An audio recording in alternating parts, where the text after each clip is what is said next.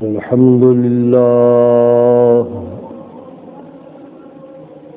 والصلاة والسلام على خاتم الأنبياء وعلى آله وأصحابه الذين هم فازوا في الدنيا والآخرة.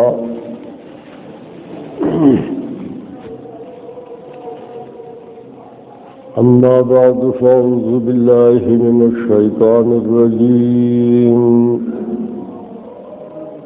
بسم الله الرحمن الرحيم. وإلهكم إله واحد لا إله إلا هو الرحمن الرحيم. وقال إمام الأنبياء عليهم الصلاة والسلام: من كان آخر كلامه لا إله إلا الله دخل الجنة.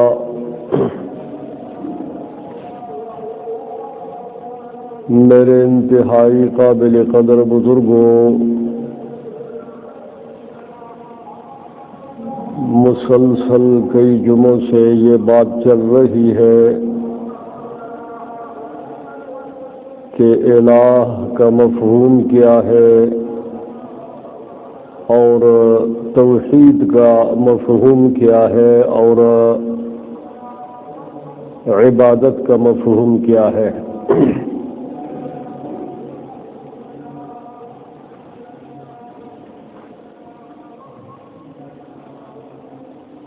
کلمہ توحید ہم کہتے ہیں لا الہ الا اللہ محمد رسول اللہ کو کلمہ طیبہ اور کلمہ توحید کہتے ہیں.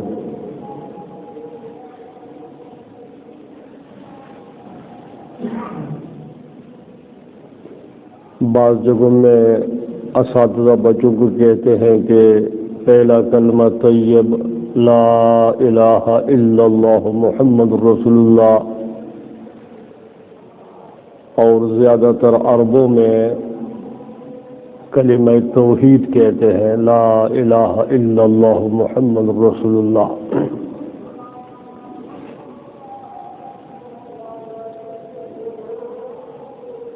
بر صغیر کے ایک بڑے عالم حضرت حجت الاسلام مولانا قاسم نانوتوی رحمہ اللہ نے، جو استاد الاستاذ ہیں ہمارے، اوپر جا کر انہوں نے ایک کتاب لکھی ہے حجت الاسلام. وہ کتاب صرف ان دو حصوں پر ہے، لا الہ الا اللہ اور محمد الرسول اللہ. پوری کتاب جو ہے اس پہ انہوں نے لکھی ہے.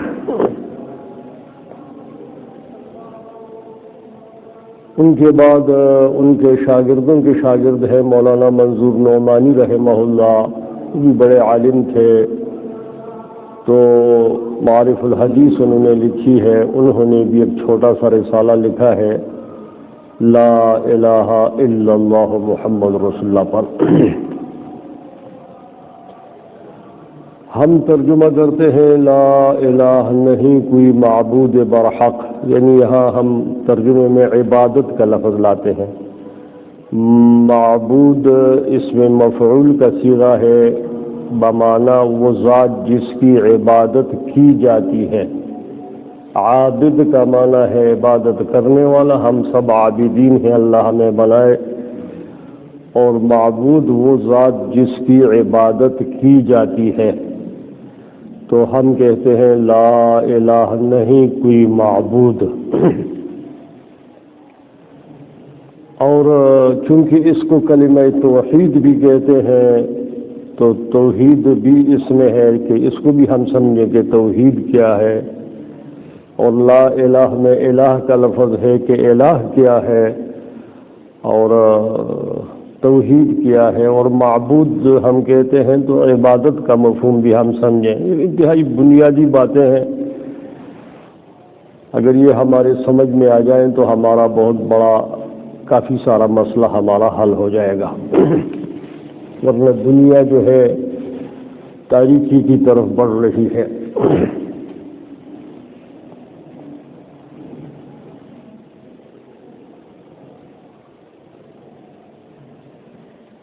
ایک بات ذہن میں رکھیں کہ عالم ارواح کے بعد ایک دوسرا عالم بنا ہے، عالم ذرہ، اس کو کہتے ہیں عالم ذرہ۔ ذرہ ایٹم کو کہتے ہیں، یعنی مادے کو تقسیم کرو تو آخری جو چیز ہمارے سامنے رہے گی وہ ذرہ کہلائے گی، کہ ہمارے علم میں، اللہ کے علم میں نہیں۔ اللہ کے علم میں اس کی مزید تقسیم ہے اور اس کی ہم تفصیل نہیں بتا سکتے، یہ متشابہات میں سے ہے۔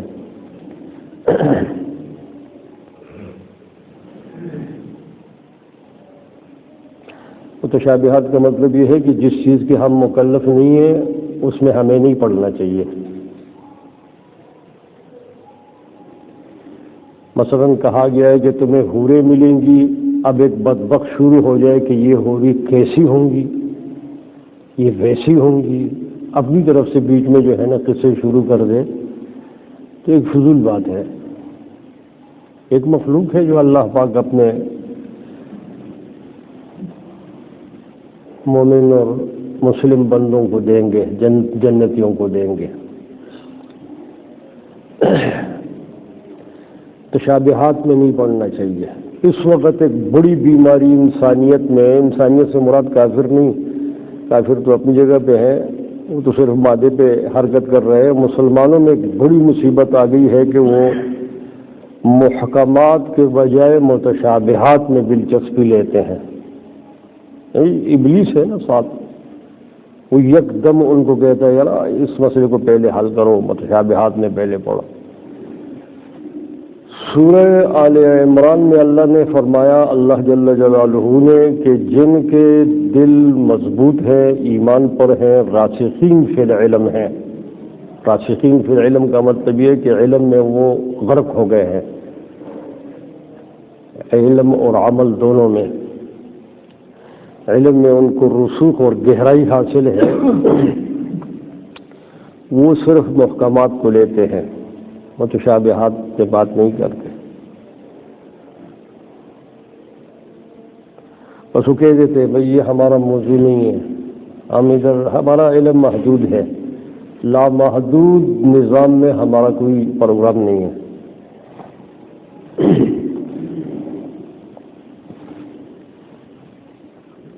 لیکن وہیں فرمایا گیا فَأَمَّا الَّذِينَ فِي قُلُوبِهِمْ زَيْغٌ، جن کے دل ٹیڑھے ہیں، اس کے اندر شیطان بیٹھا ہوا ہے اور اس نے ان کا دل ٹیڑھا کر دیا ہے، فطرت بگاڑ دی ہے اس نے اندر سے، خبیث الفطرت، مسخ شدہ اس کو بنا دیا ہے، ممسوخ ہے، ابلیس نے اندر سے اس کو مسخ کر دیا ہے۔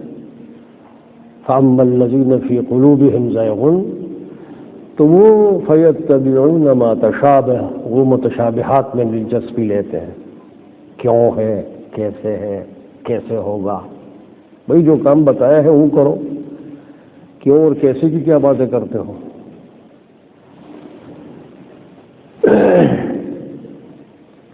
کئی مثالیں اس کی ہو سکتی ہیں، وقت تنگ ہوتا ہے، اس لیے میں بہت مختصر انداز میں سمجھانے کی کوشش کروں گا۔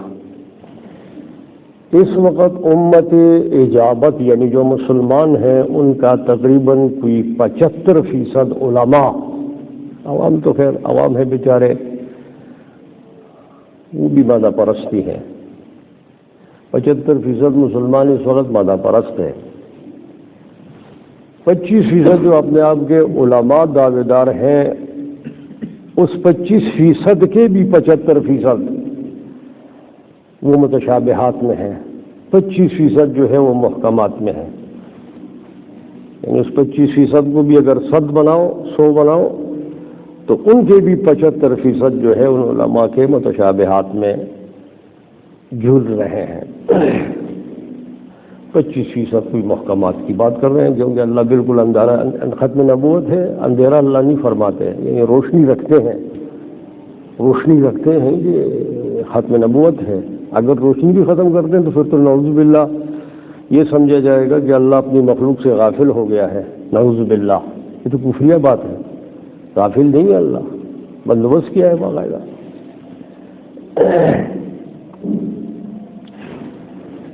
الہ کے بارے میں نے گزشتہ ایک جمعے میں یہ بتائی کہ الہ وہ ذات کو کہتے ہیں جس میں من جملہ یہ چار چیزیں پائی جاتی ہیں۔ من جملہ کا مطلب یہ ہوتا ہے کہ اور بھی بہت ساری چیزیں ہیں جس کا ہمیں علم نہیں ہے، جیسے وہ ذات لامحدود ہے تو اس کے احاطہ بھی لامحدود ہے، تو اس لیے ہم کہتے ہیں من جملہ۔ من جملہ اللہ جل جلالہ کے الہ جو ہے اس کے لیے چار شرائط ہمارے حکماء اسلام، حکماء اسلام سے مراد ہماری حکماء یونان نہیں ہے، اگرچہ وہ بھی قدر حال اچھے لوگ تھے، برے نہیں تھے۔ یہ فلسفہ پہلے ہندوستان سے گیا ہے وہاں یونان، اور یونان میں کافی اس میں پڑھنا پڑھانا شروع ہوا ہے۔ باضابطہ طور پر سقراط نے پڑھانا شروع کیا ہے، پھر اس کے بعد افلاطون ہے، اس نے تو باقاعدہ ایک اکیڈمی کی شکل دی ہے، اور ارسطو اس کا شاگرد ہے۔ تو وہاں سے پھر یہ علم جو ہے وہ مصر گیا ہے، اسکندریہ، جس کو وہ یونانی اسکندر نے جو ہے، اسکندر دو ہیں، اسکندر بہت سارے ہیں تاریخ میں، اسکندر بہت سارے ہیں۔ اسکندر ایک لقب ہے بادشاہ کا، جیسے روم کے بادشاہوں کو قیصر کہتے تھے، جمع اس کی قیاصرہ ہے، اور ایران کے بادشاہ کو کسرا کہتے تھے، اور جمع اس کی اکاسرہ ہے۔ تو ہر ایک وہ جو ہے نا قیصر اس کو کہہ دیتے ہیں۔ 100 سال پہلے جو آیا وہ بھی قیصر تھا، بعد والا بھی قیصر تھا، بعد والے بھی قیصر تھا۔ اس طرح اسکندر بہت سارے گزرے ہیں، بڑے بڑے اسکندر بھی گزرے ہیں، چھوٹے چھوٹے اسکندر بھی گزرے ہیں۔ ایران کا خطہ چونکہ بابل نوا کے ساتھ ہے، ابھی موجودہ ایران جب ہم بولتے ہیں تو آپ کا ذہن وہاں ایران کے اس سرحدات کے اندر بند ہو جاتا ہے، یہ غلط ہے۔ قدیم جغرافیائی علیحدہ تھی، ہم جو بات کرتے ہیں وہ قدیم جغرافیہ کی کرتے ہیں۔ جدید یہ تو 100 سال پہلی جنگ عظیم کے بعد برطانیہ نے یہ سرحدات بنائے ہیں، تقسیم بندی کی ہے، لیکن چونکہ ہم یہاں اس دور کے ہیں تو ہم اس دور کے حساب سے پھر سوچتے ہیں۔ یہ سوچیں اس سے بھی کافی فساد ہوا ہے، ہمارے نصاب میں بہت سارا فساد اس کی وجہ سے بھی ہوا ہے، یہ بات نہیں رکھی گئی ہے ذہن میں، جس کی وجہ سے یہ جو مورخین ہیں انہوں نے فساد کیا ہے، جو حالا مورخین تھے تو انہوں نے فساد کیا ہے، بہت سارا فساد کیا، غلط باتیں لکھی ہیں۔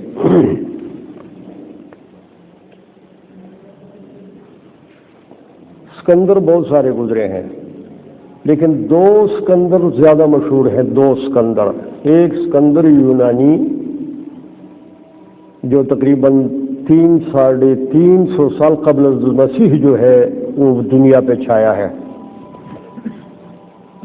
کافی اس نے جو ہے نا گڑبڑ کی ہے، پوری دنیا پہ تو نہیں چھایا، زیادہ سے زیادہ یا ہندوستان تک آیا ہے، سوات آیا ہے، اور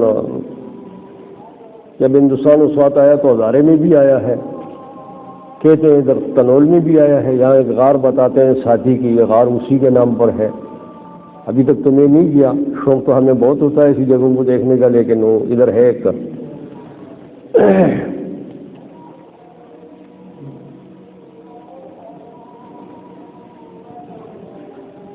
ادھر وہ مصر تک گیا ہے، تو زیادہ سے زیادہ وہاں یونان سے آیا تھا، تو اسی میں وہ اس کا پروگرام ہے۔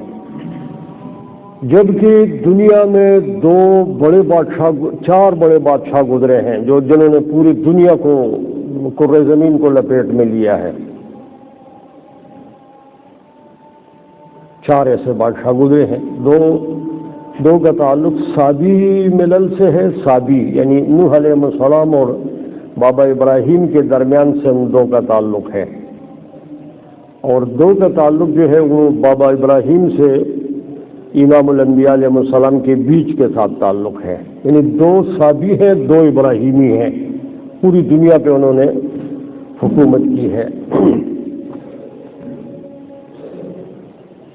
صابی میں سے ایک نمرود تھا، نمرود یہ بابا ابراہیم کے زمانے میں جو بادشاہ تھا، وہ اس کا پوری دنیا پہ ایک ہولڈ تھا، مشرق سے بھی ٹیکس لیتا تھا اور مغرب سے بھی ٹیکس لیتا تھا۔ ایک تو اس نے بادشاہی کی ہے نمرود نے، یہ صابی ہے، اور دوسرا اسی جگہ پہ بخت نصر آیا ہے، بخت نصر، اس نے بھی حکومت کی ہے پوری دنیا پہ۔ یہ دو صابی بادشاہ ہیں جنہوں نے پوری دنیا پر حکومت کی ہے۔ باقی جس کو آپ تاریخ میں سکندر اعظم کہتے ہیں وہ میں نے بتا دیا کہ زیادہ سے زیادہ یہاں گلگت تک سمجھ لو، اور ادھر سے ہندوستان تک سمجھ لو، ادھر سے مصر تک سمجھ لو، ادھر سے یونان تک سمجھ لو، اس سے زیادہ وہ آگے نہیں بڑھا۔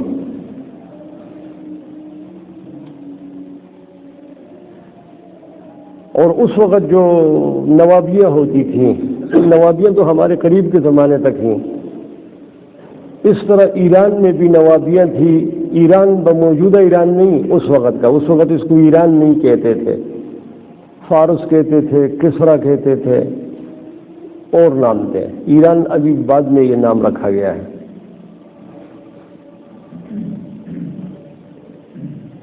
اس وقت کے جو وہاں بڑے بڑے نواب ہوتے تھے، کچھ چھوٹے نواب ہوتے تھے، کچھ بڑا نواب بھی ہوتا تھا، جس کو یہاں مہاراجا وغیرہ کیا کہتے ہیں، تو اس کو وہ دارا کہتے تھے، دارا، اس کا لقب دارا ہوتا تھا، ایک دارا یا دوسرا دارا۔ اس سے بھی بہت ساری غلطی تاریخ میں ہوئی ہے، مورخین نے ایک دارا کو دوسرا بنا دیا، دوسرے کو یہ بنا دیا، حتیٰ کہ نظامی ایک بڑا آدمی گزرا ہے، وہ اس نے کتاب لکھی ہے سکندر نامہ، اس میں بھی وہ غلط ہو گیا ہے۔ اب یہ کورونا کے دوران میں نے پورے سکندر نامہ کو فارسی میں ہے، اشعار ہیں، پڑھا ہے، وہ خود اپنی تکذیب خود کرتا ہے، ایک جگہ ایک بات کرتے تھے، گڑبڑ ہو گئی ہے اس پہ بات، حالانکہ بڑا نظامی بڑا آدمی ہے، 5 کتابیں اس نے اور بھی لکھی ہیں، اور نظامی اس وقت کی ایران میں بہت بڑا ادبیات ایران میں مشہور عالم ہے۔ یہ سکندر نامہ ہمارے مدرسوں میں پہلے پڑھایا جاتا تھا، یہ اسی میں لکھا ہے، اس میں وہ غلط ہو گیا ہے۔ یہ دو بادشاہ صابی ملت کے ہیں، اور دو بادشاہ جو ہے، دو بادشاہ وہ ابراہیمی ملت میں آئے ہیں۔ ایک حضرت سلیمان علیہ السلام کی، حضرت کی بادشاہی کل کرۂ زمین پر تھی، وہ پیغمبر بھی ہے، ابراہیمی بھی ہے، داؤد علیہ السلام کا بیٹا ہے، اور محیر العقول طاقتیں اللہ نے اس کو دی تھی، جو آج کل کے حساب سے بھی زیادہ ارتقاء پر تھی، کہ ہوا پر جو ہے نہ تخت چلتے تھے، تو یہ تو آج تو پھر بھی پیٹرول بھرتے ہیں یا کوئی اور کوئی بیچ میں کوئی چکر چلاتے ہیں، ہوا شوا پہ آج کل کسی نے نہیں چلایا ابھی تک۔ ان کی حکومت عالمگیر تھی، اور وہ پیغمبر بھی تھے۔ اچھا، وہ پہلے والا جو تھا نا، وہ نمرود، وہ بھی کافر تھا، بابا کو انہوں نے جو ہے نا آگ میں اس نے ڈالا، اور بخت نصر بھی کافر تھا، تھے صابی، یعنی اپنی انبیاء سے بہت دور ہو گئے تھے، جیسے چین اور ہندو اور بت مت اپنے انبیاء سے دور ہو گئے ہیں، ایسے وہ بہت دور ہو گئے تھے، تاریکی میں چلے گئے تھے، کچھ تھوڑی تھوڑی باتیں ان کو ذہن میں تھی، باقی کچھ بھی نہیں تھا۔ لیکن سلیمان السلام تو پیغمبر تھا، سبحان اللہ، اور دنیا پر حاکمیت تھی، جنات تھے ان کے ساتھ، اور پرندے تھے، اور تماشا تھا، خدائی قدرت کا ایک نظام تھا۔ دوسرے بادشاہ جو ہے وہ سکندر، اس کو ذوالقرنین قرآن نے کہا، جس نے پوری دنیا پر حکومت کی، وہ ذوالقرنین۔ سورہ کاف فرمایا کہ دجال کے دور میں جب یہ دجالی فتنے پیدا ہو، اس وقت دجال کے تقریباً کوئی 80-85% علامات ظاہر ہو گئے ہیں۔ دجال پہلے ایک مولوی طالب علم ہوگا، کالج کا اسٹوڈنٹ نہیں ہوگا، یہ میں کہتا ہوں۔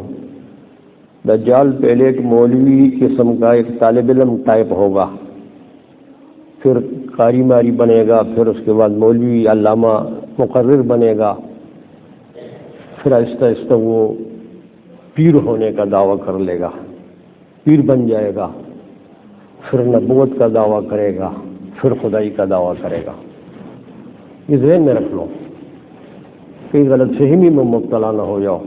ہم خود تقریباً 20 سال تک اس غلط فہمی میں مبتلا تھے کہ دجال کوئی اس طرح ہوگا، کیونکہ ایزی کی پینٹ پہنی ہوئی ہوگی، بڑے بڑے بال ہوں گے اس کے، داڑھی اس کی منڈی ہوگی، مونچھیں اس کی ہوں گی، ذہن میں تصور ہوتا ہے طالب علم کا۔ شراب اس کے بغل میں پکڑی ہوئی ہوگی، ہم سمجھتے ہیں شاید دجال جس طرح ہوگا نکل آئے گا۔ نہیں، طالب علم ہوگا، قاری ہوگا، مولوی ہوگا، پیر ہوگا، نبوت کا دعویٰ کرے گا، اس کے بعد ڈر جب خدائی کا دعویٰ کرے گا تو ظاہر ہوگا۔ پھر اللہ نے اس کو قدرت بھی دی ہوگی، ایک آدمی کو مارے گا، زندہ بھی کرے گا۔ محتاط رہو، محتاط۔ مولانا روم نے ایک شعر بولا ہے، مولانا روم کو تو آپ جانتے ہو، اقبال کہتے ہیں وہ میرا روحانی استاد ہے۔ مولانا روم نے ایک شعر بولا ہے، اے بسا ابلیس آدم روئے ہست، اے بسا ابلیس آدم روئے ہست، پس بہر دستے نبایت داد دست۔ یہ مولانا روم نے بہت پہلے یہ شعر کہا ہے مثنوی میں کہ بہت سارے اے بسا بہت سارے ابلیس آدم روئے ہست، شیطان انسانی شکل میں ہوں گے، لہیم شہیم کپڑے، میٹھی میٹھی باتیں۔ یہ بات تو ذکر کرنے کی نہیں، کہہ دیتا ہوں۔ آج سے 15-20 سال پہلے مجھے وہاں یورپ سے ایک تحفہ کسی نے لایا، میں اس آدمی کو نہیں جانتا تھا، نہ وہ مجھے جانتا تھا۔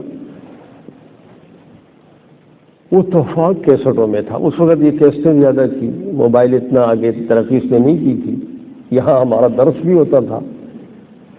اس نے کہا جی یہ وہاں ایک بزرگ ہیں، انہوں نے آپ کے لیے تحفہ بھیجا ہے، اس میں کیسٹ، یہ سیڈیاں، کیسٹ نہیں سیڈیوں میں بھیجی تھی، اس وقت سیڈیاں تھی، ابھی تو یہ میموری کارڈ اور یہ دوسری چیزیں آ گئی ہیں۔ سیڈیوں میں بھیجی تھی تو میں نے کہا چلو دیکھ لیں گے کیا ہے اس میں۔ میں نے اس کو سنا، اردو میں تھا، ہندوستان کی زبان اس کی تھی، وہ بڑی میٹھی میٹھی باتیں، جیسے کوئی عورت باتیں نہیں کرتی، میٹھی میٹھی باتیں، عجیب قسم کی اردو۔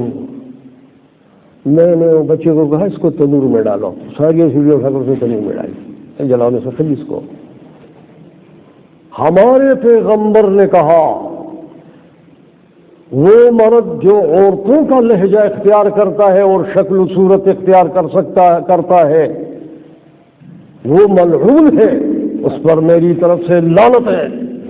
مرد ہے، اور وہ عورت جو بزور اپنے آپ کو مرد کی شکل میں اختیار کرتی ہے اور مردانہ ہیئت اور صورت اختیار کرتی ہے، فرمایا اس کے اوپر میری طرف سے لعنت ہے۔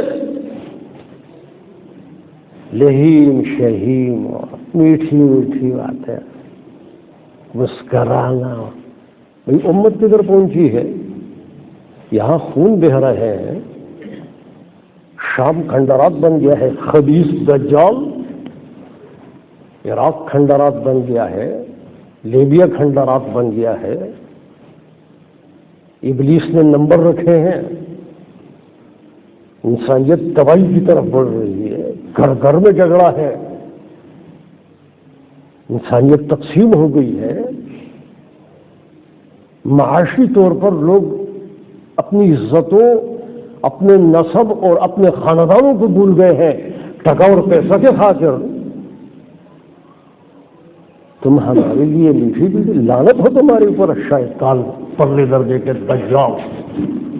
یہ اس کا وقت ہے۔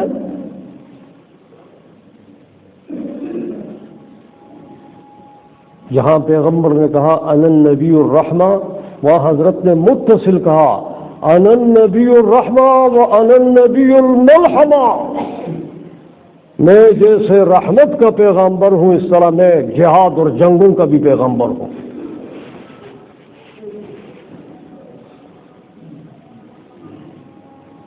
مولانا روم نے کہا ہے بسا ابلیس آدم روئے حرف، بہت سارے ایسے آخر زمانے میں آپ کو ابلیس نظر آئیں گے جو انسانی شکل میں ہوں گے. چھوٹے چھوٹے بچے میں دیکھ رہا ہوں، چھوٹے چھوٹے بچے یعنی 18 سال کے 20 سال کے، لہیم شہیم کپڑے پہنے ہوئے ہیں، میٹھی میٹھی باتیں کر رہے ہیں، 2 انگلیاں کسی کام کی طرف نہیں بڑھاتے. بھائی کیا بات ہے، تمہیں کیا ہو گیا ہے؟ اور جی اس کو خلافت مل گئی ہے فلانے سے. انا للہ و انا الیہ. بھائی یہ تمہارا خلافت کا وقت ہے یا یہ خلافت اتنی سستی ہو گئی ہے؟ آپ مجھے بتا سکتے ہو کہ حضرت علی حجویری نے کتنی خلافتیں تقسیم کی ہے؟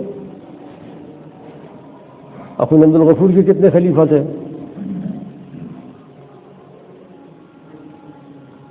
کسی اور بڑے بزرگ کا جو یہاں گزرا ہے جس نے دین کا کام کیا، دعوت دیا ہے، اس کے کتنے خلافات ہیں؟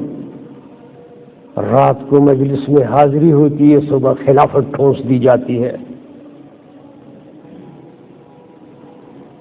جاؤ، میں نے کہا دفع ہو جاؤ کہ کپڑے پہنو کام کے، ماں باپ کی خدمت کرو، خاندان کی محنت کرو، کوئی مزدوری کرو. یہ ہمارے لیے جو ہے نا نئی جو ہے نا قصے آ گئے ہو. اور یہی بات کب شروع ہوئی؟ جب بش نے یہاں کہا کہ میں افغانستان کو 10 دن میں توڑا بورا بناؤں گا. یہ بش کی تقریر ہے. جب وہ یہاں 2001 میں داخل ہوئے، اس نے کہا میں 10 دن میں توڑا بورا بنا دوں گا. جب 5 6 7 سال گزر گئے، اس نے دیکھا کہ یار یہ تو توڑا بورا نہیں بن سکا، مسئلہ کوئی اور ہے. وظیفہ خور قسم کے مولوی ہیں. میں تو سمجھا کہ شاید یہ اٹیچ باتھ روم والے ہیں، یہ 1 بیڈ اور 2 بیڈ والے ہیں، یہ تو پتے کھانے والے ہیں، وظیفے کھانے والے، بھوک والے ہیں. معاملہ خراب ہو گیا ہے. اس نے اس کے بعد اعلان کیا مجھے ملا کا اسلام نہیں چاہیے، مجھے صوفی کا اسلام چاہیے. اور پھر ہم انتظار میں تھے کہ یار اس اعلان کا کیا ہوتا ہے. اچانک ہم نے دیکھا جناب والا توبہ، جیسے دجال خود تصوف کے مرحلے میں میں نے پھر خاص مجلس میں اپنے علماء کو کہا کہ معلوم یہ ہوتا ہے غیب کا علم اللہ کو ہے، وجدان یہ بات کر رہی ہے، معلوم ہوتا ہے کہ دجال پیری مریدی کے مرحلے میں داخل ہو گیا ہے، نبوت کے مرحلے کے قریب ہے.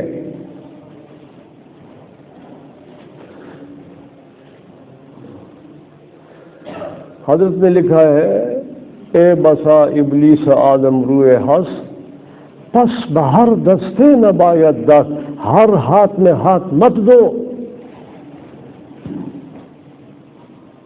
اور یہ ہاتھ نہیں ہوتا، یہ رسا ہوتا ہے. پھر اگر وہ شریعت کے خلاف بھی بھٹکتا ہے یہ پھر بھی مانتے ہیں. اور جی انہوں نے آخیا ہے نا، بزرگان نے آخیا ہے وہ یہ شریعت کے خلاف ہے، قرآن کے خلاف ہے، صریح قرآن و حدیث کے خلاف، پیغمبر کے خلاف ہے. اور نہیں بزرگان ہے تو یہ پتہ لگے موسیٰ کی پتہ ہے کہ خضر کی ہے. اور میں نے کہا تم کہاں سے خضر پیدا، ہمارے لیے خضر پیدا ہو گئے دجالو، اور یہ مثال کہاں سے لا رہے ہو؟ حضرت خضر خود پیغمبر ہے، تکوینی امور کا بھی ماہر ہے، موسیٰ اولو العزم من الرسل ہے، اور تو پرلے درجے کا کمینہ پلید جرثومہ ہے. وہاں کی مثال ادھر کیسے لا رہا ہے؟ موسیٰ کی پتہ ہے خضر کون ہے؟ ایسا پتہ ہے ایسا آج دور میں سارے خضر سے آنگیاں. یہ جڑے مالدار ٹھلے حرام خور سود خور مرید انہیں دے آندے نے تے اے اڑ کے انہیں دے آگے چھالا مار دینے، انہیں دے پیروں سے پہننے انہیں نال بٹھان دینے. تے کوئی غریب آندے اس وقت تکے دے کے اس وقت کنارے تے بٹھان دینے. انہیں اسی سیاح دیا ایسا پٹیاں نہ پڑھاؤ. اتنی عقل اللہ دیتی ہے، آنکھیں بھی ہے الحمدللہ، نابینا نہیں ہے. ان آپ اندازہ لاؤ. یہاں علی ایسی کے اوپر ایک شعر لکھا ہے، کس کا ہے مجھے یہ پتہ نہیں ہے، میں نے کہا یہ شعر بھی غلط ہے، 250 علماء کو میں نے کہا یہ شعر غلط ہے.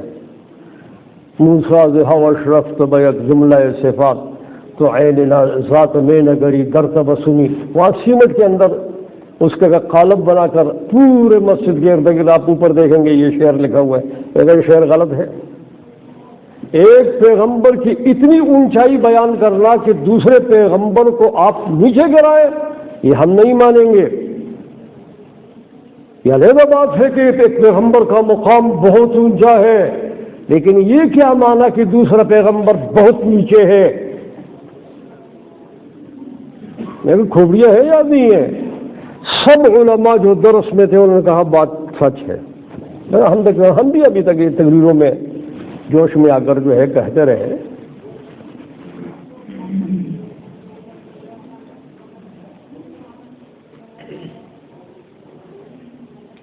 ہم خطرناک دور سے گزر رہے ہیں. میں نے آپ کو بتایا کہ کل امت اسلامیہ جو تقریباً کوئی 1 ارب کے لگ بھگ ہے، 1 ارب کے لگ بھگ ہے، باقی بھی 7 ارب یہ دوسرے ہیں.